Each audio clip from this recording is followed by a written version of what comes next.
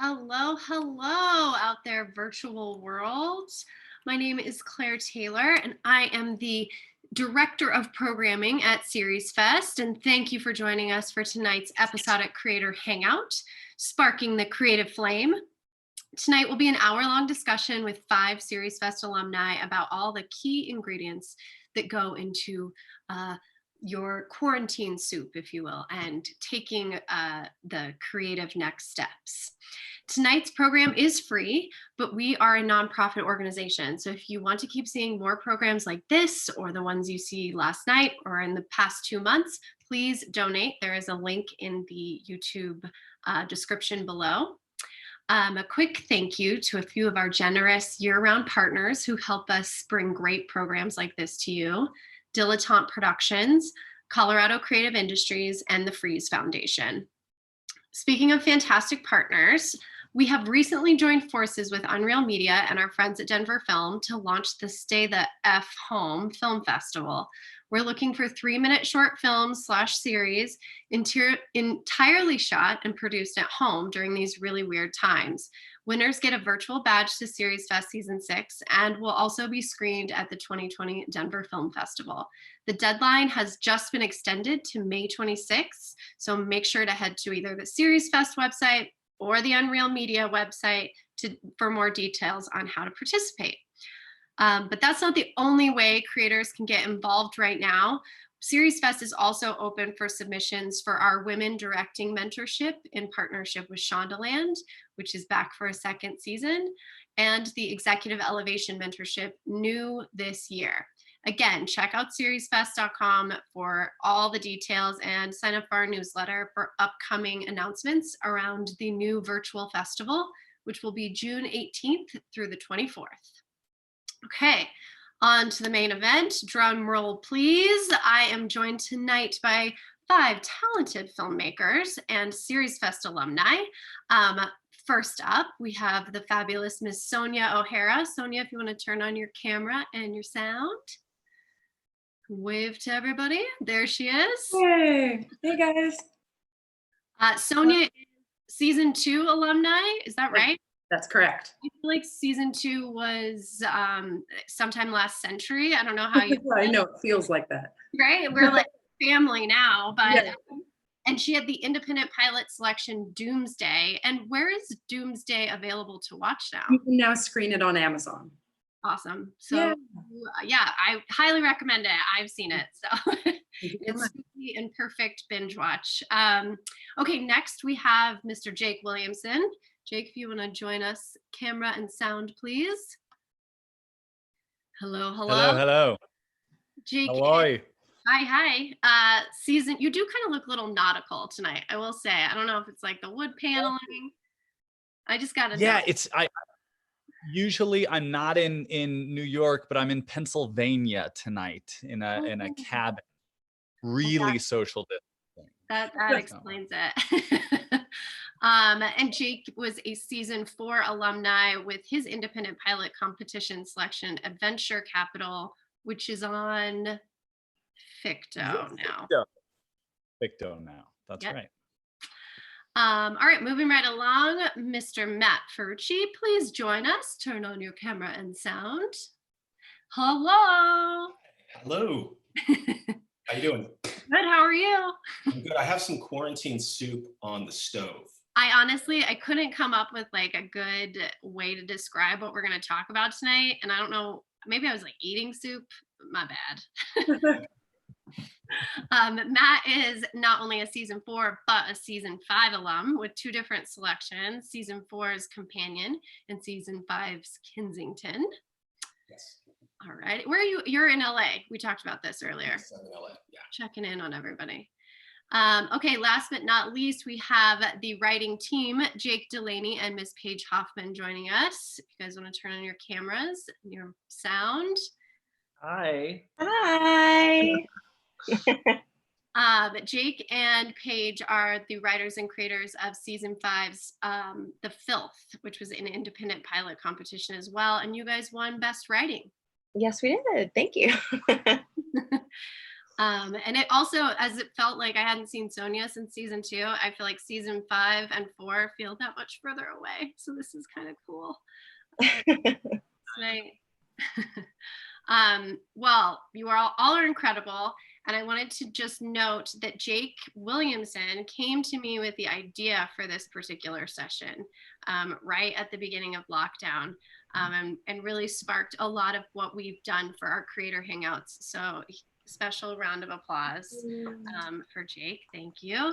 And really how this works for the audience that's watching is we curated this group at SeriesFest to talk about this particular subject. And did any of you guys know each other beforehand?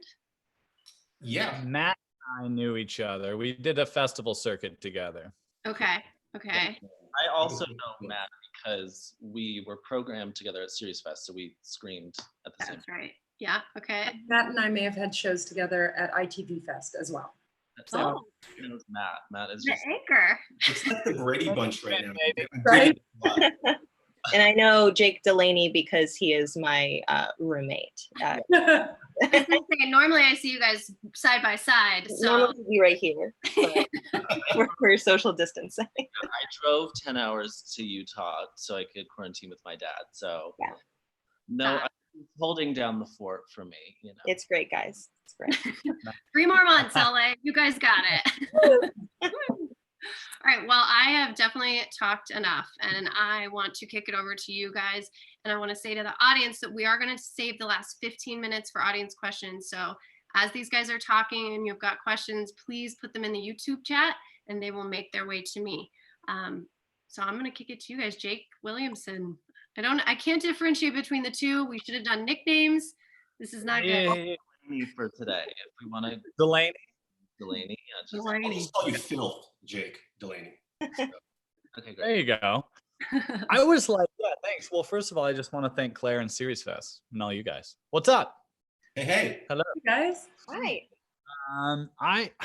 I was kind of lucky because I had this idea a while ago when you guys said that you wanted to do this, but then I got really lucky because I heard Russell Brand, he has a podcast and Elizabeth Gilbert was on it. And if anyone had an idea of what kind of conversation this is going to be, like Russell Brand and Elizabeth Gilbert. But she was kind of talking about how you view your muse and your creativity. And she was saying how like sometimes you see people just tortured by it, like it's a fight they have with it. Or sometimes they work with it. It's a constant collaboration. For her, it was like people she talks to. It was kind of like these people that she was like, sorry guys, I don't have anything right now, or this is the best I have for this novel. And that's what I personally resonated with. So I'm like curious, is that how you guys view your creativity? I mean, where do you think it comes from? How do you talk to it? I'll start. I mean, I think that's like the $64,000 question, Jake, on the game show, and I don't always have the answer. I start strong, Matt. I don't know. I think creativity for me is searching for something that I connect to personally. I think art is connection, and if you sort of break it down that way, finding that spark and what I have a personal connection to is much easier for me to spark my ideas. Obviously, listening to music and watching TV shows and films and finding new things and documentaries helps. Podcasts, I do the podcast thing too. I've been listening, and it doesn't necessarily have to be about art. It can be about, I listen to a lot of like world leaders or business people. I just need that constant positive talk in my head all the time, because like the suffering artist thing has never really worked for me. So, I think the most important thing for me right now with my creativity has been just connecting with other people, because, right now more than ever, it's like you're working in a vacuum and it's very isolating most times as an artist. So right now, just like connecting with other artists and asking them what they're working on and send me your scripts. So staying connected to the community really has been keeping me in that creative space, You know, I always said that about creativity, or at least like when you're working on a project, you're just like a kind of a vessel of all the things that you're taking in. So it's kind of weird now that we're so quarantined. It's like, what do you take in that affects your work then? Yeah. Anyway, Yeah. anyone else? I'm sorry. Jumping off of that, I feel that creativity for me is almost this relationship I have with an external facet of myself that I treat better than any other area in my life. Like I make sure that creative side of me gets 8 hours of sleep the night before I'm on a movie set or writing in my bedroom or whatever it is during quarantine, which is a very different, you know, element of creativity than what it's like in the rest of the world. But it is a relationship that I just take really seriously, and I'm constantly finding a way to sort of nourish. And I joke that if only, you know, other elements of my life had such like healthy boundaries as I have with my work, it's something that I find myself being very disciplined about and taking very seriously. But What do you think? What do you think behind that? Like, why do you? Is it because you want longevity? Is it because you care so much about it? Like, I what is think that? I care so much, like almost like a dorky, earnest love for it. Like it's something that has served me more than any other relationship. Like in a way, it's something that when I put all of my love and hard work and obsession into, it sort of pays back in dividends, and I get directly out of it whatever I put in. So it's something that I've learned in order for me to be able to do my best. I sort of have to throw all of that love, and I don't know, it's just, I prioritize it. And it's, yeah. I think that's a beautiful way of putting it. When you were talking about it, I also thought about it as one, it's a way of communicating. That's the way that I communicate with myself and the way I see the world. And that's how I want the world to be seen by others through my own work. So it is a thing where it's like, I'm going to communicate through the same way that nature communicates and gives us what it needs to give us. I would also say that creativity is like both my wife of 25 years, but also like the dog like pooping in the corner of your apartment. So it's like you nourish it and you take care of it and you do all this, and then other times I'm like, I can't ignore this thing, it's in my head, it's this part of you that I think that we all identify with both sides, where it's like I give you the 8 hours, but I'm also gonna like yell in anger from both ends of it, you know, and it will yell back at us, like it's not always the most loving companion. Quite loudly or quite quietly in many different ways. For sure. I love Sonja that you said the companion thing, because I have an acting teacher. She's still my teacher, and she would always say, like, she was like, isn't an artist being wonderful? It's just like, if you have something to work on in your brain, you're never alone. And I always thought that was really cool, and I feel that so much. Yeah, you hear those voices. Jake, what do you got? What do you think? I think, you know, for me, creativity is like a very much like what Paige was saying about, you know, a wife of 25 years. I feel she is a wife to me as well. And, you know, it's a relationship that is, you know, I can't control her. I feel like she's got to be good. You know, I feel like I like to, you know, function with my creativity. I like to structure it. But every time I try and structure it so specifically, it never turns out the way I want it to. So it's something that I'd like, you know, it's something I have to give space and like allow it to just come naturally. I don't know. Yeah. How about you, Jake? How about you? For you? For me? Yeah. Jake Williamson. Williamson. Yeah, first of all, Jake or Delaney, what do you like? Does that frustrate you that you can't control it? Well, I mean, no, I feel like it's just like, yeah, sometimes I'm like, I want to work on this thing at this moment. But it's like, I feel like in order to get the best product, I have to really go with whatever's inspiring me at the moment. And so it's a frustrating balance, but it's like, you know, it's a marriage. You have to give your concessions to her. You have to work with her in that way. You know what I mean? So. Such a heteronormative relationship you have with. It's the most heteronormative relationship I have. It is, yeah. Congratulations. I definitely resonate, I think, with all of that. I was like, I'm very like factual and fact-based and like get stuff done and pragmatic in most areas of my life, but creativity and art, and I think that's why I'm fascinated by it, is so amorphous. And so I kind of like get down with the woo when we're talking about this stuff, because I don't know where it comes from. You know, when you blank out and you write a scene or you write a project or whatever, and you kind of go like, I don't know where that came from. Yeah. How do I get it back?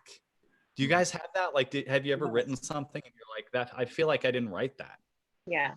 Has it been that way?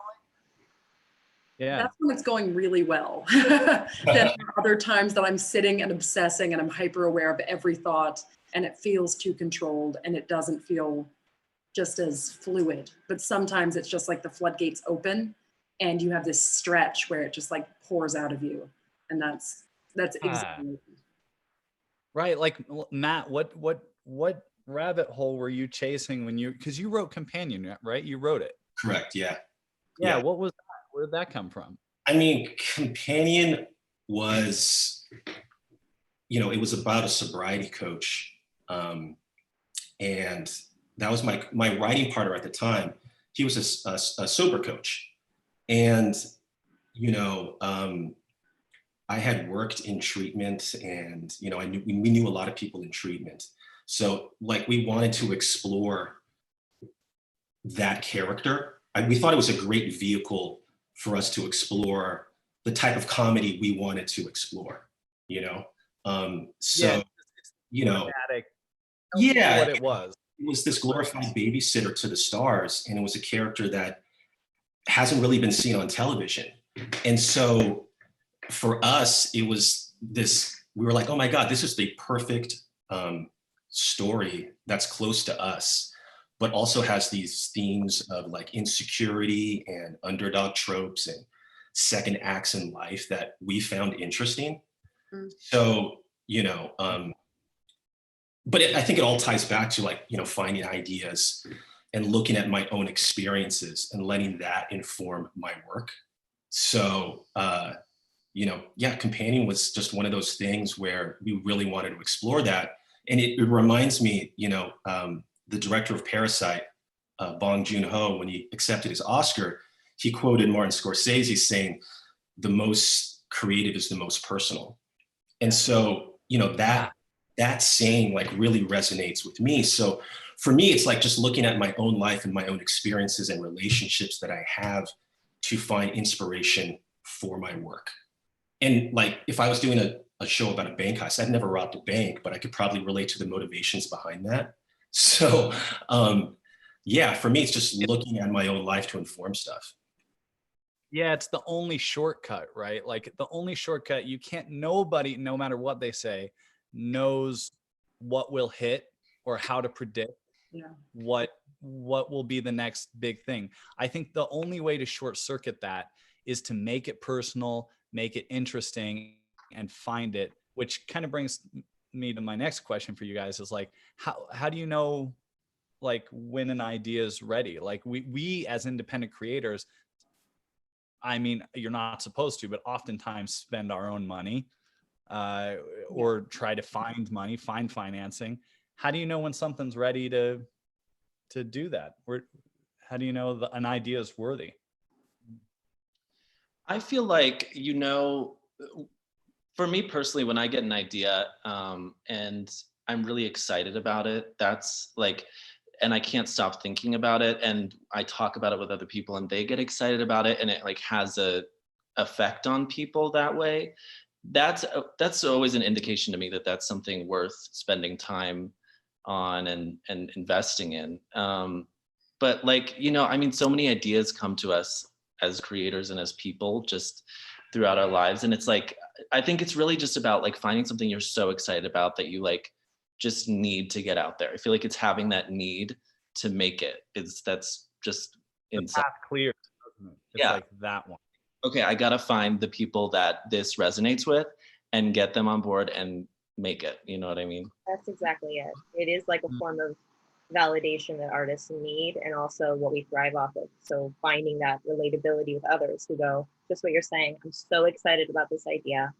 Or I even giving you more ideas on top of it. Maybe if it'll here, like that's the best part about creating, is that everyone is going to watch your work and everything through their own lens. So it is being seen in a zillion different ways. Not that exact number, I'm so sorry, but it's still it's still a very large amount of people, or a large different eyesight that is being seen through it. And I think that that's one of the most creative, interesting ways that we connect with others. So the validation is also a unique thing where, especially when you start to put money behind something, you kind of need to hear that it is a worthy thing to put money behind.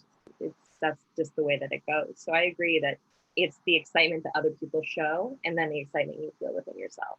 Because I know that I'm going to have to work with that idea for such an extended amount of time if I want to see it from that inception of the idea all the way through pre-production and making the project, and then, you know, post, and then festival circuit. And I'm going to be like, that is going to be the thing, and I'm going to be doing the elevator pitch for that a bajillion times over. So I really have to be obsessed. And because of that, I've learned that it's really irrelevant what is anyone's idea of what's going to be a trending topic that is going to be hot, and what like people are buying or what the studios want. Because like for me, if I'm not obsessed with that idea, I don't have anything to say on it, anything fresh or new. Like I don't have anything to share within that. So for me, like what Matt said, the more specific, the more universal. So I just have to be really grounded in knowing that I have something to say about it, or it's just not even worth exploring. But what's really great about what you said, Sonja, is like, you can't think about, you know, I think a lot of times ideas stop because you start judging your ideas. Yeah. And you're like, well, you know, it's too niche, or it's not broad enough. It's not a hot enough topic. And those are important questions when you're creating something. But a lot of times those things can stop you. And I don't think you can think about those things. Like creating is creating. So just make it. And then if it's good, the audience will find you. And I think that's the most important thing. And then Jake Delaney, what you said, I think it really is that simple. Does it excite me? Like if you wake up in the morning and that idea isn't stressing you the F out, like I think it's worth pursuing. You know, like it has to scare me. Like if I'm not scared by it or embarrassed of sharing it, then it probably isn't that raw or unique. Like, I don't know, anything to me worth making is something that the idea of like sharing that initial draft or sharing that film makes me feel truly exposed. And I think that feeling means you're kind of onto something. Yeah, I totally agree. Yeah. Those Well, kind sorry, please. oh, the Jakes were going at the same time. I was gonna say that I don't know about you guys, but for me, I like ideas that I feel like need to be pursued don't leave my head. Like I can't go a day without like thinking about this idea for a script or something that I'm like, well, I just have to write it. I have to get it out, because it's like, you know, they stick around, they haunt you almost. So it's like, it's really about feeling that need to get it out there. Yeah, it's like that bugaboo. It's that amorphous thing that we're talking about that kind of keeps you up at night and pokes you. There's an interesting, I was listening to John Mulaney, and he was talking about when he was first getting into stand-up, and he was saying that like he was doing this bit about his dad, and he was making it super broad, like very general dad jokes, and nobody was laughing because he thought his actual experience was not enough. And when he got hyper personal, really weird, like specific things that actually happened, that's when it opened up and people loved it. Kind of goes to that thing of, you know, making it so personal that then people will relate to it. Yeah. I would agree with that. I think, I mean, not speaking for everyone's projects, but specifically for Jake Delaney and mine, Filth is literally surrounding aspects of our lives and how they turned out, and turning events that could have been traumatic at one point almost bigger and sillier, so that they don't scare you anymore.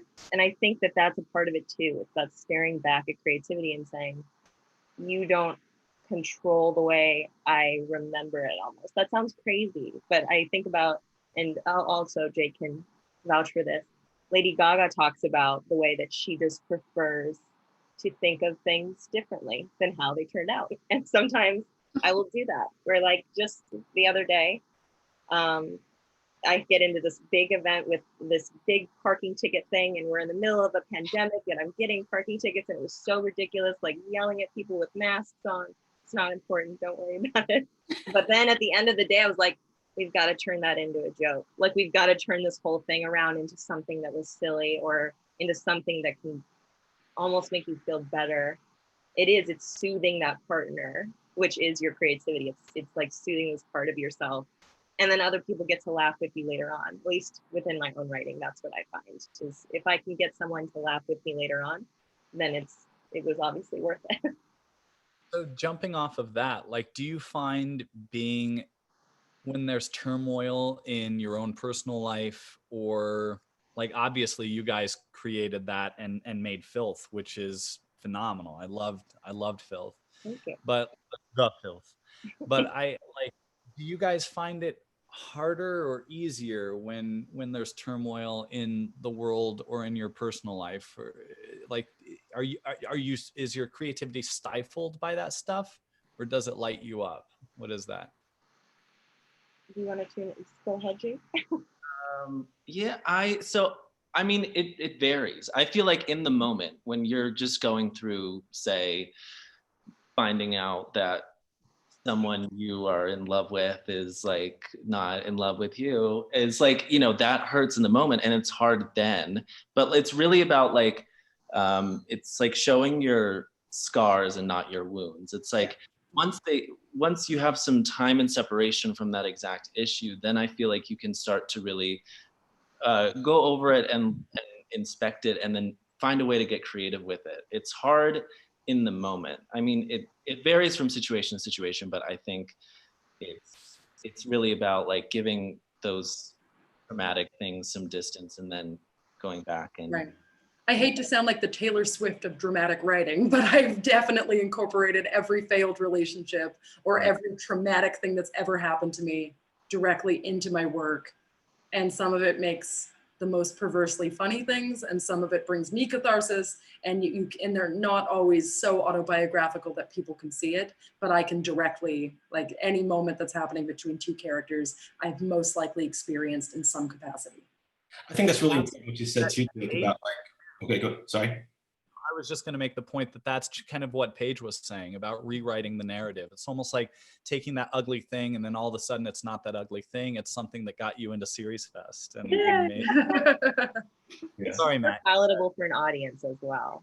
Like, I don't think that some things that we experience turned out a certain way that is palatable. And I think that is a sign of a good writer, a good storyteller, that can turn that around and say, well, what would have made that work? And yes, in some ways that would make you look absolutely insane, but I'll take Whatever. Yeah. Like, Jake, what you're saying about like when you're going through something, it's very hard to sort of write about it until you take that step back away from it and find some perspective. So you're not sort of judging whatever that heartbreak or whatever that sort of negative situation was. It's sort of hard to find the drama in it. But when you take a step back, you can actually see maybe the other person's side of the story, which will inform it. Like in the moment, you're like, you know what, screw that person. And it's just, you have this tunnel vision. And then when you step back and look at that situation, you can really write about it because you're seeing the other person's perspective, which makes it interesting. I get far more empathy and compassion for the other person the second something is on the page. It's amazing. It's suddenly I'm able to step outside myself and be like, God, yeah, they were probably right. You know? That's good writing, and that's good artistry. You have to do that, see all the sides and empathize, and then the best thing to come out of that is someone else watching your piece and seeing it and saying, I felt the same way. I'm not so alone. Yeah. So I'm also curious, like, how do you guys keep that spark, that creative flame? And I do think about it like that. I think about it, and many things will blow it out or crush it. It's hard to crush, but it's also hard to like flourish, like this flame. How do you keep the industry from not crushing it? I'm sure we all have war stories about, you know, when you do pitch or you know, there's a billion different things, even on the festival circuit, that will crush creative flame? How do you guys keep it alive? How do you tend it? I think for me, I think this goes back to your community and who's in your community sort of supporting your art. I think that keeps you very level-headed and healthy in the business. I think an important part of keeping the creative flame is also getting rid of the people that'll tell you that that's never going to work. Yes. Like it isn't in the budget. That's a dumb idea. And I'm not saying to stop being friends with those people, because it's really important to hear criticism.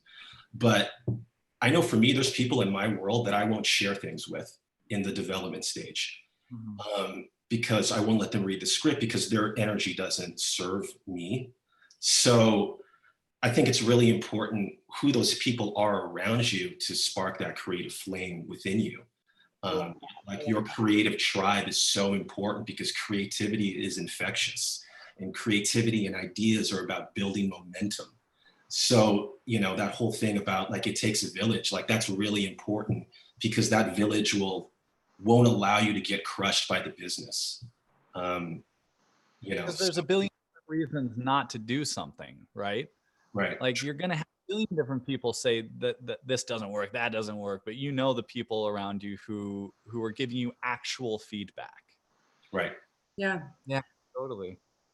I think something for me this year that was a change of pace was I started to be offered other people's features to direct.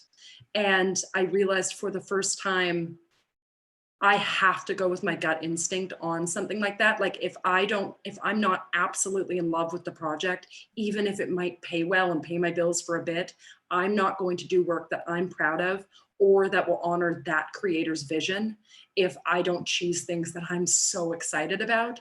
So it's been a year of saying no and trusting my instincts and having faith that the right projects will come along, because otherwise I'm going to get burnt out and I'm not going to continue to put out the kind of work that got me to this point, and I'm just going to not feel like inspired anymore.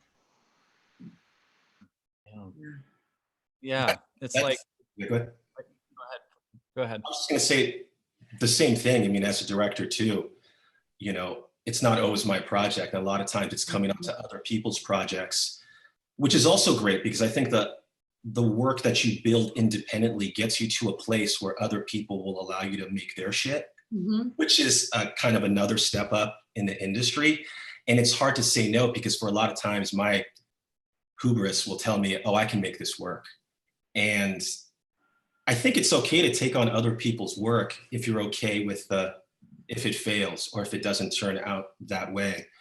But taking on that challenge has been interesting to me, to work on other people's stuff. Like Kensington was someone else's script. It was Mike Friedman's, but I love the script and it was so personal, and I said yes to that, but I'll say yes to other things, and I don't know how it's going to turn out, but you just never know. It's a fine line with what you're saying.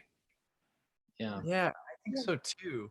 Have you guys ever been scared that it was stamped out by the industry or something that happened? Because you guys are actors too. A lot of you are actors too. That shit's hard. I know for me, there's definitely been a lot of like challenging moments where it's like something doesn't go the way you envisioned it or thought it would, and it's disheartening. And then people try and they identify you as something. They try and make you into what they think you should be rather than what you are. And I think it's really just about centering yourself, remembering what it is you love about your creative voice and the work that you create, and knowing that that's valid. And like Matt was saying about having your own creative tribe and people you trust the creative opinions of, and going back to those people and really just recentering yourself to be able to fan the flame, keep it alive, is really important. The frustration of being an actor and the battle of the audition circuit was what made me initially start to write and direct my own projects. So if it hadn't been an industry that was stomping on my just acting auditioning dreams, that wouldn't have opened up all of the beauty of making my own work. So sometimes I think that negativity can actually fuel you to expand and become greater as an artist. So I don't think all rejection is innately bad. Like, I think it can really be a tool for growth. Yeah, it's almost like you have no choice, or at least you get to a point where you're like, man, so much crap has happened, but I still want to create. Like, Yeah. this is probably not a choice. I remember going home to Colorado, and I don't know, some weird stuff happened in New York in the industry, and it was kind of a low point. And my mom still had a box of stuff of mine from like 4 years old, 5 years old, 6 years old. And it blew my mind. And it was so affirming because I took it out and there were poems and crazy like drawings of stories. And then you go, I'm a storyteller. I guess I just got to keep doing that. You know? Yeah. Yeah. I mean, I think Sonja, what you were saying about the negativity fueling you, I think all of us made our projects because, we didn't want to, you don't need a gatekeeper to like co-sign your art anymore. And it's like, we finally got fed up with waiting for permission. Like, that's the big thing that I love about film festivals is you're surrounded by people that didn't wait for permission to make their own stuff. And that's like the really inspiring thing is like, I love SeriesFest because, in the last 2 years when I go there, that's the one festival where I'm more excited about what I'm going to see than screening my own project because the work is so good. Plug to SeriesFest, but it's true. But it's really true. Like, I go there and I'm like, oh my God, everything here looks great. And finding that inspiration in other people's work, is like the superhero power against the negativity. So it's also a meritocracy, something like SeriesFest, because unlike traditional film festivals where if you don't have a name in your film, you're probably not going to get programmed, because the episodic world, the indie episodic world doesn't yet, have the budgets to get names. It really is the best stuff that gets in, and that, you really have an opportunity if you make cool stuff to have it seen. And I love that. Yeah. And we don't always put all the star stuff in. Yeah. Just don't help you. Be good. Good. I was also wondering, like, when you guys are staring at a blank page, or you're thinking about how Act 2 will go, how do you court the muse, so to say? Is there anything that you guys do to bring the creativity to you, whether writing or acting, or you're about to direct something? Is weird quirks or anything? We're all like, for me, sometimes as a director, it's if I start to visualize something outside of the words. Like, for me, if I start thinking about the shots or the composition or the color palette and sort of seeing the scenes, then it will inform the writing. It's almost like that sort of writing trope of like starting at the end, and then how do you earn that image at the end, like your final shot. So sometimes when I'm stuck on the page, I'll just try to get to the visual. Like, what am I feeling? What's the mood of these characters? How do I want them to feel? And then I'll know what they want to say. I'm so the same way. I'm so the same way. You don't know why you're seeing something. You're like, oh, that's cool. That's going in somehow. And that's the jumping off point. Right. Or song too. Song will do it. Oh, yeah. For me as an actor, song is everything, but as a director, it's coming in and putting together mood boards of specific images. For whatever reason, when I can see that color palette, I can see the film, and then I just have access to all of this other parts of I don't know, it just opens up something in me. Yeah. I would say that when it comes to courting the muse, as you said, I would agree that taking a step back and looking out further helps a lot. I feel the same way. I think we all do, where we see like bolts of a song or choreo or this or that, and I'll be like, I want that. And what I have to start doing is notating, and not even start, but when I want to like really get it into a place that I can hone into, I pull out the themes or the question that is being asked in every little part of it. And then I'm able to grab it and be like, okay, now I have something that I can actually take somewhere and like write and make, you know what I mean? Yeah. I'm a really big fan of pacing around my room. Like, love doing that. And I also am a junkie for playlists. Every time I write a script or if I'm acting in something, I make a playlist for it. I make like a non-lyrical version that I can write to that is like made of like film scores and composition, stuff like that. And then I'll make like a lyrical one that I can listen to in the car. So I'm like always kind of like getting that mood in my head, and I have like the sound of it going. Vouch for those playlists, they're all fire. If you have access to Spotify, every single one is spot on and great. Materials. And I also am like, I believe in the art of procrastination.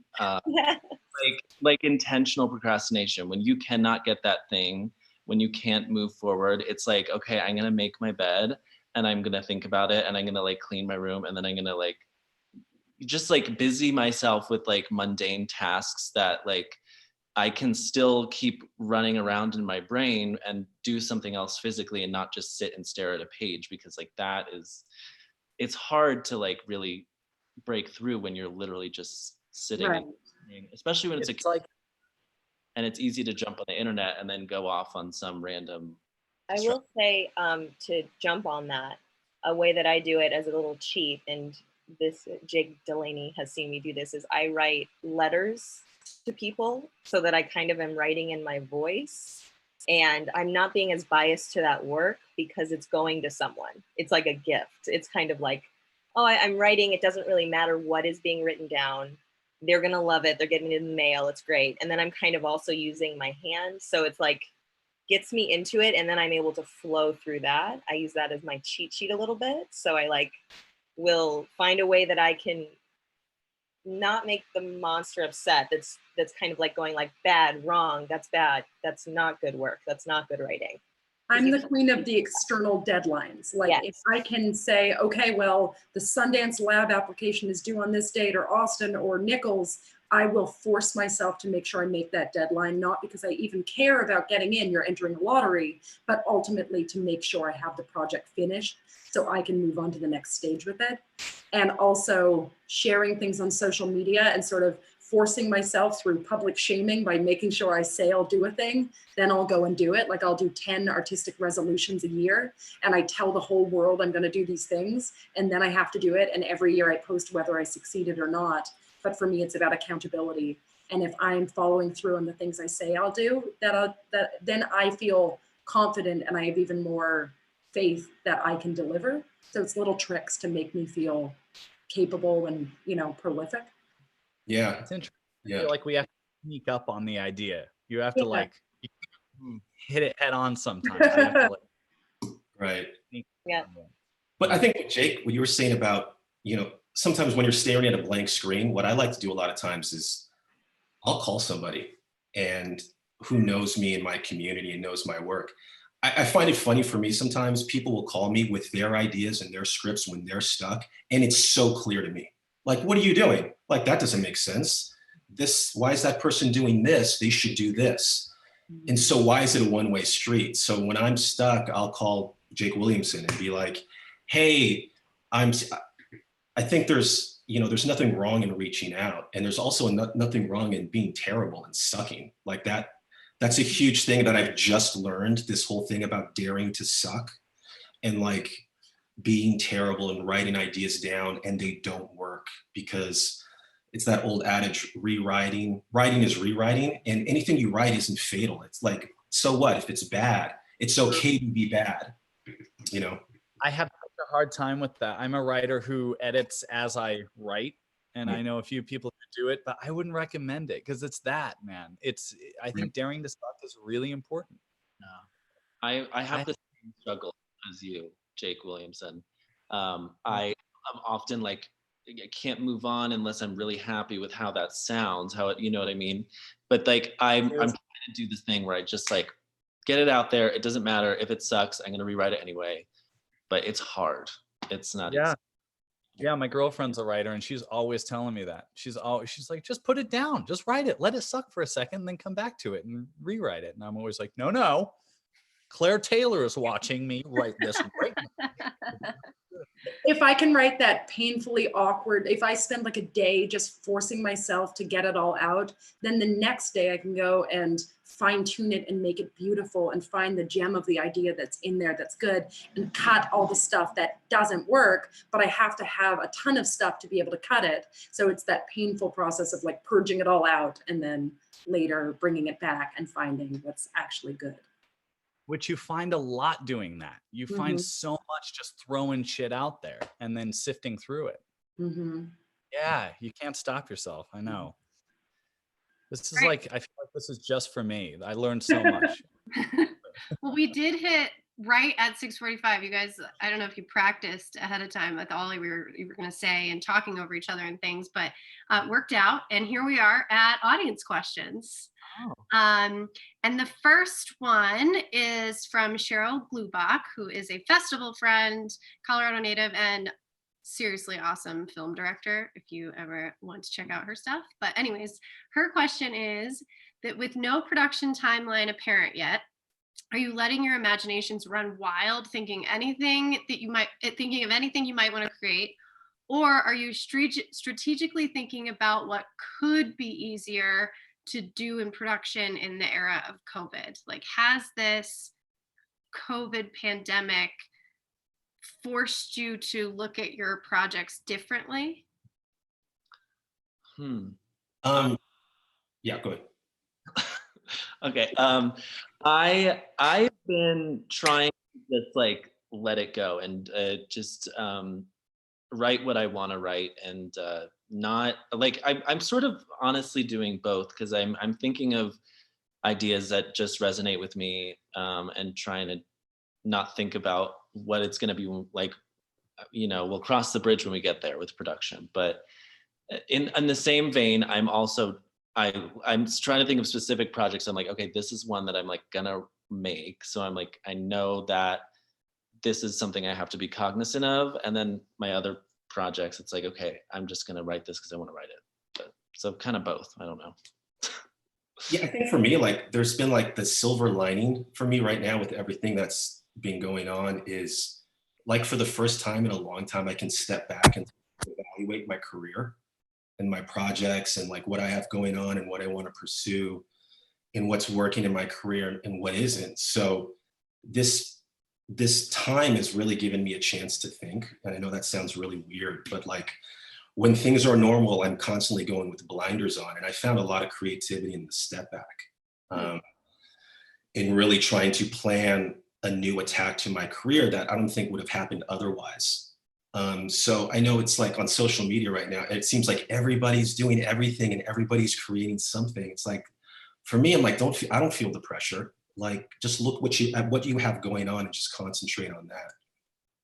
I'm trying to separate my own projects that I think that when this whole thing is over and whenever SAG lets us back on set or whatever else, I'm trying to think how I can streamline my scripts to do things like eliminate superfluous characters or do things that maybe make the projects actively shootable if I was going to plan to make this in the next 6 months. But aside from those projects, I'm still letting myself creatively have free reign and not feel limited. And then on the other side, what I was really surprised about is through agents and managers, again, all of these network pitches and stuff have been happening and people are strangely wanting to buy things. So I think that if you have content that is actually finished, this has been an interesting time for people wanting to acquire things. And I feel like everyone thinks everything is awful, but I know a lot of friends that are selling shows in this period. So that was a positive thing I've started to see happen. Yeah, I totally agree. I mean, from our experience, we're getting questions from the networks and the agencies and saying, where do we go to find this content that you guys have this library of and have all this access to? So like, this is your time. Like, you as independent creators, this is your time to, show them what you've been doing, which you already know how to do on a limited budget and have to pace around your room to create. I love that. I definitely agree that it's with Matt, with where you were saying that it's a good time to reflect back on what you want to make and who you are as an artist. Because it has like flattened everything in a way that I remember one of the first feelings I felt when COVID began was that this lack of comparison started falling away, that suddenly everyone's deadlines, or that person's 6 feet ahead of me, or that person's 6 miles behind me. It suddenly was like, sit and work on your own projects and work at your own pace. And it doesn't matter if people are putting out content or you're working on it, just be patient with what you want to be making. And that's felt very good, I think. So it is a mixture of like creating and reflecting, but also working on what you already have. Jake Williamson, did you have an answer to that question? Oh, I'm willfully avoiding it because I can't. The project I'm working on right now is too freaking big. It has to be, and here we go. Well, kind of on this question though, like, is there something that's come out of all of this, what seems like restrictives, in like something that might restrict your creativity that's really not, that's really like sparked, like, this is a new way that I could do this that I've never even thought of before because I was never given this challenge? I just finished writing I don't know if it's a pilot or if it's a short film, and it takes place in a home, just a vacation home. And I don't know if I would have thought of that idea if I wasn't thinking like, when are we going to be able to shoot this? And I think it's a great idea, but I'm starting to think smaller in my production. It doesn't necessarily mean I need to shoot it smaller, but I'm thinking smaller with the work. And I started an interview show with Mike Friedman, and we're interviewing actors and writers, and I never thought I'd host anything and interview people. So, all these things that are coming out that I never would have done otherwise. I made a short film in quarantine while following all quarantine rules, a 15-minute short where I was learning to do sound and using all the gear that my filmmaker roommates and I had. And I have to say, it's been like thrilling to be creating in this vacuum and finding ways to use what you have. So that's been something that I thought I would never make something so small and contained again. And I'm having more fun doing it like this without having to think about budgets and industry. It's been like a really beautiful thing for me. So I kind of fell in love with editing. that's That's rare. Congrats. I know. Wow. It's like what Jake Delaney was saying. It's all about like beats and timing, and I love that. So yeah. I never thought. Well, I guess I never not thought this, but I made a music video to Dua Lipa song in quarantine that I made Paige film. And that wasn't something that I planned. It just happened, and it was so fun. It's gorgeous, guys. Literally just It's stunning. Oh my God, I want to see that. So again, follow-up materials, playlists, the music videos. Any advice? This is a question from Carmen on YouTube. Any advice for creating your creative community if you didn't go to film school, or maybe you already have one? I don't know. If you're in an acting class, that's your community, I was gonna say take classes. Take classes for sure. Like, create your own nepotism. That's what I love. That's like a new one I found. Like, just create your own nepotism, create your own community. If you didn't go to film school, so what? There's other people, and they don't even have to be in the business either. Some of my best friends aren't in the industry, and they're some of the most creative people I know and who I love to bounce ideas off of. So look beyond the occupation to find your community. It could be your brother, your sister, your neighbor next door, just the people that can feed that inspiration. Yeah. And on the class subject, I would recommend improv classes, even if you're not an actor, if you're a writer, if you're a director. That's how Paige and I met.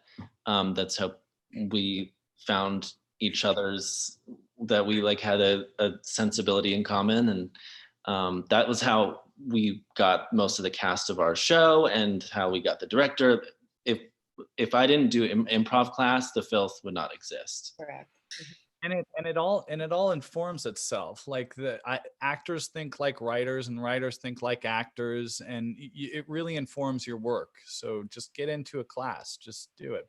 And I would also say that if you have no access to anything like that, that the internet is your friend too, that you can find places where people are starving for connection and want to talk and get those kinds of things out. Like if you do not have the money or the community around you, like living in Los Angeles, that would be different. I don't know where you are, Carmen, but it is a thing where if no matter where you are, that the internet can be your friend. It can be your enemy as well, but you can definitely find people that are interested in the same things that you are interested in there. Slide into those DMs. Slide on in. Slide in. Just It was gonna get hot in here. Sonja, did you have an answer to that question at all? Sorry, Sonja, did you? Oh, I'm sorry. I didn't want to. You were the only one that didn't get to chime in on that one. So I mean, like what everyone else is saying, I found my community in a class at the Labyrinth Theater Company in New York.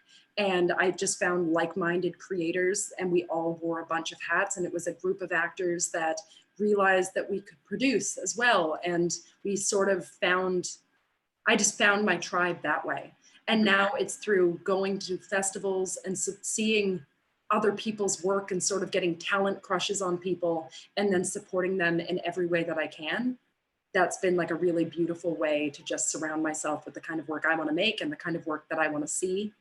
So yeah, it's just been, yeah. Community begets community. I do want to say, like, the more you reach out and support other artists and be that way, the more support you get. I do have to say, Matt, you are fantastic at that. We did a little test thing. You really are. We did a little test thing here, and he knew that I was hosting, and we got off, and he called me right back, FaceTime, and said, "You nervous about doing this? Like, how are you feeling? What's going on?" You've always been great at that, man. Well, thank you. I knew that you needed help, Jake. There you go. All right, we have a few more audience questions, but I'm actually going to insert myself and ask Sonja a question. Because I think that what's super unique about Doomsday is you created a world that does not exist. And I think that is a really particular thing to achieve. So do you want to talk about like what your inspirations were and how you kind of created all the rules that come with Doomsday? So for people that don't know, Doomsday is about a matriarchal cult in the Catskills and these young people that are living there, that sort of how it follows how youthful idealism can evolve into deadly extremism. And I had so much fun sort of coming up with these rules of a cult. But I was drawn to that story initially because I actually, without knowing as a young actor, was cast in a series of Scientology propaganda films. And through acting in those films, I became just obsessed with religions and how people project it to the world versus what it's like to be inside a group like that. And it just became this, and that has now led to me being hired to write a bunch of other things and do other things. But that's still my favorite project I've ever made because it was something that was so outside of my own perspective. And the group of people that I cast, we all really did sort of go and stay in a remote location in the Catskills. We accidentally lost our chef in the middle of filming, and everyone started to like gather food and like make their own stuff, and everyone wore a million hats, and we joked that we became a little cult as we portrayed one on screen. So yeah, I don't think it was unlike anything else. Sorry? You lost him like he left. I assumed he just went into the wilderness one day. Yeah, no, we went off into the wilderness and shot this thing, and a 3-person crew, and yeah. It is extremely unique, so I wanted to definitely call it out. Yeah, well, thank you. Check out. Jake Williamson, Britt Johnson wants you to know that he loves everybody but you, and as your co-creator, he can say that, I think. So just a little thing. Giving him a voice, Claire. Thank you. He is asking, does anybody have any new hobbies or interests during quarantine that is fueling the new creative project? Sonja, you kind of touched on, you've been making some shorts at home. What do we got? Any resources? I'm working on finding new friends for sure. Yeah, Other than not Britt. He's off the list. I don't know if I have new hobbies. I just think I have more time to do hobbies that I used to not be able to do because I didn't have time. Like I like reading more, listening to more podcasts. Just like, I don't know, just being able to take time to do the things that I'm always like, I want to do that, but like always have the excuse of like, well, I don't have time. And now it's like, I have nothing but time. So My roommate and I found a wounded seagull in the park and called every humane society in LA until we found a place in San Pedro that specialized in marine birds, and we were able to drive out to save this bird. So that was a nice non-career thing that happened during this period that in the regular world, I wouldn't have had time for like a long daily walk where we found this bird. So I really wanted you to say that now you were helping birds. in general, I was like, yeah. oh, wow, this is going to be big. There may be other birds. I'm on the lookout. I'm learning how to skateboard, but so far that has not helped my script writing at all. See? So far, yeah. oh, I started collaging too. That was one thing I've never done before that I started doing. I'm learning mixology. I got a bar set and I'm ordering all the shit and doing that. It's fun. Nice. That? I also saved a bird, Sonja. Really? No, I didn't. I was so excited. But I don't know. I mean, I guess the same thing as all of you guys. I'm like lists on my phone going, oh my God, I've had these to-do lists for months, for years. Let me cross that off. Mm-hmm. I don't know. Yeah. Yeah. Okay, last question, and then this hour has officially come to an end. I don't know if you guys feel like it's been an hour, but it's No. my brain's turning. Brendan, oh no, Solklerme. I'm so sorry about that if that's not how you say your last name. Question is for everyone. Do you have any Quarren content that you've really enjoyed watching or binging or learned a lot from that you would recommend? The Happiness Lab. It's a podcast. It's fantastic. It's kind of science-based ways to make yourself happier. And boy, has it been good during this time for me. You said the that's so happy, almost. Like, it's making me so happy. Goodbye, everyone. No, it's meant. No, I was trying to impart poignancy, is what it was. Gotcha. I absolutely loved the series Unorthodox on Netflix. It was something that I binged. It came out now, I don't know, a month and a half ago in quarantine. So it feels like years ago, Yeah. but it's worth checking out. I'd say my Quarren content, or what I've been eating as my quarantine soup, is what was brought up earlier. You're never gonna lose that. My quarantine chowder has been. I watched Undone. That was stunning on Amazon Prime. Highly recommend it because they created it mixing both illustration and real life filming it. It's absolutely stunning. And then Lego Builders was actually very good on Hulu, you guys. I really loved that show. Paige, what have I been watching? I feel like I've been watching everything. Okay, well, I will say this. I had never seen Sex in the City, and There we go. Entire series from season one, and it was absolutely delightful. There's some very problematic things that do not hold up, but if you just say, okay, that was the time, and now we're here, and that's no longer, then it's a wonderful, delightful. I want to plug Normal People on Hulu. Sure. Holy shit. Can I say that on? Yes, I can say it. Yeah, if you watched last night's episode, all curse words are available. This show, Normal People, like if you just gave me the log line, I would never watch it, but it absolutely, oh my God, Paige, we need to like connect after and talk about it. It's absolutely. Jake is actually, Jake Delaney, look at him. I haven't read it. He's calling me out. It's unbelievably beautiful. The music, the relationships. It's the only series that I can remember recently that I saw the first season and then I watched it again. So Wow. I'll start it tonight, guys. Well, maybe we have a normal people book club, like in like a week or two. We can all finish a book in a couple of weeks. Yeah. Absolutely. Okay. Well, we'll just. Also highly recommend Search Party. That's my other one. It's really good. Which premiered at SeriesFest. Really? Good. We've had a few hitters, and these 5 might be those hitters. Thank you guys so much. This is awesome. Any Claire. parting words of wisdom for your fellow creatives out there? Submit to SeriesFest. Oh, We God. love you. Yeah, keep doing you, keep doing everything you find interesting. And also, The Filth is on YouTube. We weren't able to mention it earlier, but it's on YouTube. The whole season is, right? The whole season. Please go Yes. to the show. Thank you. Yeah, I think don't wait for permission to create. Just go make your show, even if the circumstances aren't ideal. Find a way and do it. That's what I stand by. Yes. don't listen to what other people say.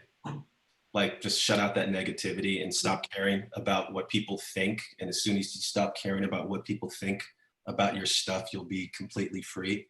And companiontheseries.com and kensingtontheseries.com. Go to those websites. You can see. Yeah, that's your core and content right there. You guys all have your series available online. That's what people need to go watch. That's the right now. quarantine soup of the day. Oh my God, quarantine. Quarantine soup. Sorry, hashtag start it up. Check your Instagram, Claire, to quarantine soup. It might have to be, or I'll just start a new one and troll you guys. All right. Thank you. Love to you all. Please stay safe and healthy. Bye. Check in Yes. soon. Yeah. I'm still here. Oh, bye.